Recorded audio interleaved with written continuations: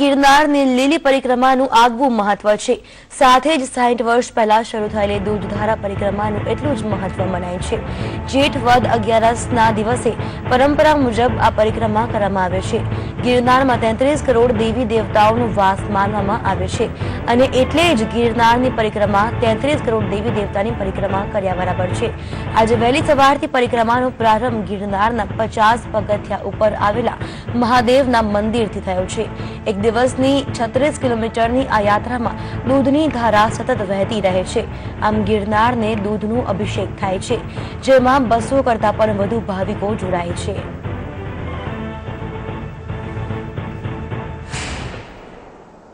समोसा 60 वर्ष जेवुं थयुं छे અને ત્યારે દુષ્કાળ પડ્યો તો ભગવતસિંહ રેન્જર કરીને હતા, ભગવતસિંહ બાપુ જંગલના આ પરિક્રમા ચાલુ કરેલી કે આપણે પરિક્રમા દૂધધારા દર વર્ષે એક વખત કરવાની। જેઠ વદ 11 તે પછી આ પરિક્રમા ફરીને તે પછી વરસાદ થયો, ત્યારથી આ પરિક્રમા ચાલુ રાખી છે। છેલ્લા 15 વર્ષથી અહીંના કરમણ ભગત આ યાત્રા લઈને જાય છે અને આજે પણ વરસાદની જ્યારે જૂનાગઢને ખૂબ તાતી જરૂરિયાત છે ત્યારે અમે બધા લોકો આ યાત્રા કરીએ છીએ અને ભગવાનને અને ગિરનારી મહારાજને પ્રાર્થના કરશું કે ખૂબ સારો વરસાદ થાય અને દર વર્ષે થાય અને પાણીની સમસ્યા કાયમી હલ થાય અને જીવ સૃષ્ટિનું રક્ષણ થાય।